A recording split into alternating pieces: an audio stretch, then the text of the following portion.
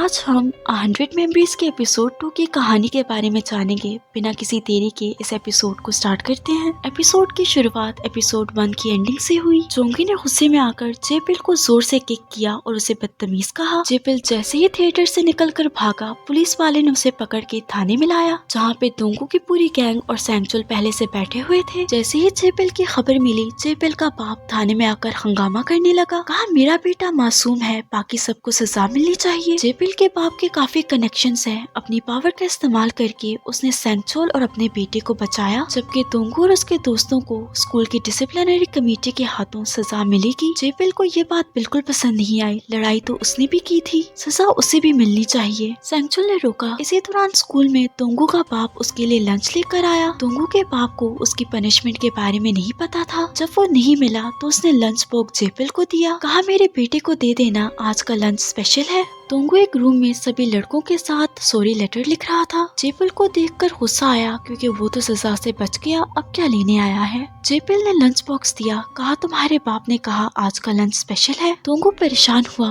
कहा मेरे बाप को पनिशमेंट के बारे में तो नहीं बताया। उसने ना में जवाब दिया। जब वो जाने लगा तब उसने दोंगू को रोते देखा। जेपिल को बहुत बुरा लगा। वो अपने बाप के पास आया, जो अभी इंटरव्यू के लिए जा रहा था। बाप से बाकी लड़कों को पनिशमेंट से बचाने की रिक्वेस्ट की। बाप नहीं माना। कहा उन्हें सजा मिलनी चाहिए। सीधी उंगली से घी नहीं निकला तो उसने उंगली टेढ़ी की। कहा अगर आपने ऐसा ना किया तो मैं रिपोर्टर्स के सामने जाकर सब बताऊंगा, कैसे अपने बेटे को बचाने के लिए आपने अपनी पावर का गलत इस्तेमाल किया। उसका बाप मान गया, मगर एक शर्त पर। जेपिल अपने ग्रेड्स अच्छे करने के लिए ट्यूशन लेगा। जेपिल माना, मगर उसने भी शर्त रखी। कहा आप मुझे हफ्ते में 3 दफा जिम जाने की इजाजत दोगे। बाप वैसे तो ना मानता, लेकिन अभी बात नंबर्स की है, इसलिए वो मान गया। जेपिल ने घर में अपनी टांग देखी। जोंगी ने इतनी जोर से हिट किया कि उसका निशान पड़ गया। जेपिल से दोबारा मिलने के बाद योंगरे बस जेपिल के बारे में ही सोच रही थी। जेपिल ने जो टॉवल दिया उस पर जायंट लिखा था, जो उसकी जिम का नाम है। ये कहाँ पर है योंगरे को नहीं पता, इसलिए अपने दोस्तों से पूछने लगी। उन्हें भी कुछ नहीं पता था। सुबह योंगरे काफी मुस्कुराकर उठी। शायद जेपिल के सपने देख रही थी। तभी उसने हेजा को उस टॉवल के साथ पैर साफ करते देखा। जल्दी से टॉवल खींचा, जिससे हेजा गिर पड़ी। जल्दी से टॉवल को धोया। उसे देखकर जोंगी को शक हुआ। उसे यकीन था मामला लड़के का है, ये कुछ ना कुछ छुपा रही है। जोंगी ने पूछा ये जायंट कौन है, तुम कुछ तो छुपा रही हो, जरूर ये कोई लड़का है। योंगरे ने बस इतना बताया, वो लड़का है जिसे मैं नहीं जानती। उसकी बात सुनकर जोंगी बहुत ज्यादा एक्साइटेड हुई।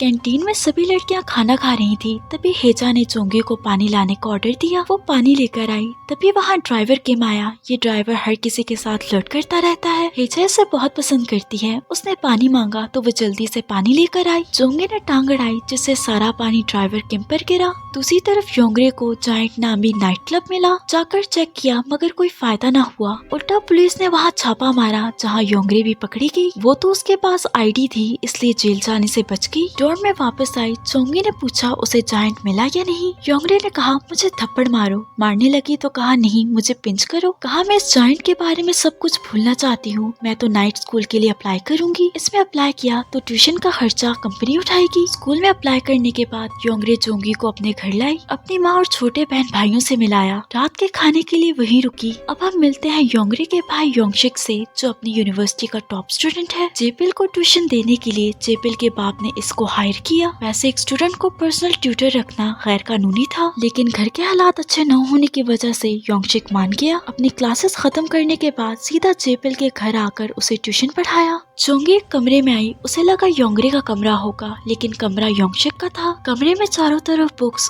और दीवार पर सर्टिफिकेट्स थे। वो इम्प्रेस हुई। तभी योंगशिक अपने दोस्त जोंगह्युन के साथ आया। योंगरे ने उसे उन दोनों से मिलवाया। यहाँ पता चला योंगरे जोंगह्युन को पसंद नहीं करती, और करे भी क्यों, वो हमेशा उसे बदसूरत बुलाता है। जोंगह्युन योंगशिक के साथ उसी की यूनिवर्सिटी में पढ़ता है। ये काफी अमीर है, लेकिन अक्सर खाना यहाँ पर आकर खाता है, क्योंकि इसे अपने घर के कुक का हाथ का खाना नहीं पसंद। खाना खाते हुए माँ ने अंडे योंगशिक के सामने रखे। जोंगह्युन ने प्लेट उठाकर योंगरे के सामने रखी। वैसे तो वो उसे बदसूरत कहता रहता है, लेकिन असल में उसकी परवाह करता है। योंगरे ने जोंगी के सामने रखी और जोंगी ने बच्चों को दी। योंगरे ने सबको अपने नाइट स्कूल के बारे में बताया। माँ को फीस की टेंशन होने लगी। योंगरे ने बताया उन्हें फीस नहीं देनी पड़ेगी। माँ फिर भी परेशान हुई। बैग और बुक्स के लिए पैसे तो खर्च होंगे। जोंग्योन ने बताया ये गवर्नमेंट की तरफ से है, तो ज्यादातर खर्चा वो खुद ही उठाएंगे। योंगरे के जाने से पहले योंगशिक ने उसे अपनी पुरानी बुक्स दी, इससे उसे मदद मिलेगी। योंगशिक जाहिर नहीं करता लेकिन उसे अपनी बहन की परवाह है। वो चाहता है इसकी तरह वो भी पढ़े।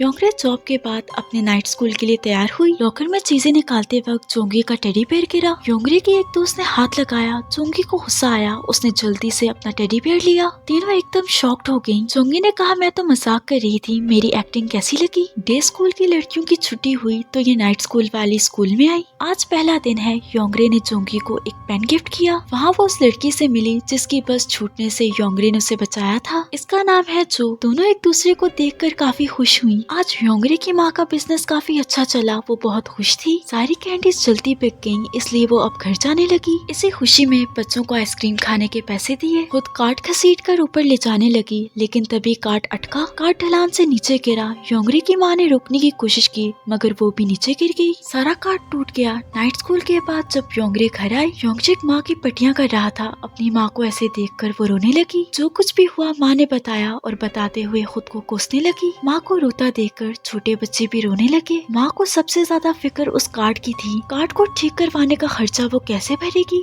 काम करते वक्त जोंगी को रास्ते में वही आदमी खड़ा दिखाई दिया जो उसे ढूंढ रहा था। वो जल्दी से बस में छुपी। योंगरे मैनेजर के पास आई। सारी बात बताकर कहा क्या उसे 2 महीने की सैलरी एडवांस मिल सकती है। बहुत रिक्वेस्ट करने पर भी मैनेजर नहीं माना। इन दोनों की बातें जोंगी ने सुनी। माँ के मना करने के बावजूद अपने अंकल से हेल्प मांगने आई। अंकल आंटी ने भी कोई मदद नहीं की, उल्टों से बातें सुनाई। कहा वैसे तो तुम लोगों को हमसे रिश्ता नहीं रखना, लेकिन जब पैसों की जरूरत होती है तब आ जाते हो। अंकल ने कहा हमारा बिजनेस अच्छा नहीं जा रहा। योंगरे के हाथ में वापसी का किराया पकड़ाया। योंगरे ने वही किया जो करना चाहिए था। किराया वही जमीन पर रखा और टूटे दिल के साथ निकल आई। तेज बारिश हो रही थी। उसने कार्ड को खुद ही ठीक करने की कोशिश की। उंगली में चोट आई। वो कार्ड को ठीक नहीं कर पा रही थी, इसलिए रोने लगी। योंगरे की माँ ने उसे कार्ड ठीक करता देखा। उससे बर्दाश्त नहीं हुआ। कमरे में जाकर फूट फूट कर रोई। योंगरे डॉर्म में वापस आई। हाथ पर चोट लगी देखकर उसकी दोस्तें परेशान हुई। योंगरे ने हंसते हुए बात को टाला और रात में जाकर बस साफ करने लगी। जोंगी उसके पास आई और बताया क्या तुम अपनी माँ की वजह से परेशान हो। योंगरे ने कहा तुम्हें कैसे पता चला। जोंगी ने कहा बस मुझे पता चल गया। अपना टेडी बेयर दिया। इसमें उसने पैसे छुपा रखे थे। इसे इस्तेमाल करके वो अपनी माँ के लिए नया कार्ड खरीदे। कहा इसे लोन समझ कर रखो, जब टीचर बनने के बाद तुम्हें पहला चेक मिलेगा तो मुझे उसमें से पैसे दे देना। योंगरे ने पैसे लेने से मना किया। जोंगी ने कहा मैं नाराज हो जाऊंगी। अगर तुम्हें अजीब लग रहा है तो अपने महीने की हर सैलरी में मुझे थोड़े से पैसे दे देना। योंगरे मान गई। उसकी आंखों में आंसू आए। जोंगी की मदद से उसकी बहुत बड़ी परेशानी दूर हुई। जोंगी ने बताया जो पेन तुमने मुझे गिफ्ट किया उससे मैं डायरी लिखती हूँ। मैं यही लिखती हूँ कि आजकल मैं कितना मुस्कुराती हूँ। मैंने ऐसी जिंदगी कभी नहीं जी। तुम मुझे वो दे रही हो जो पैसों से भी काफी बढ़कर है। माहौल काफी सीरियस हो गया था।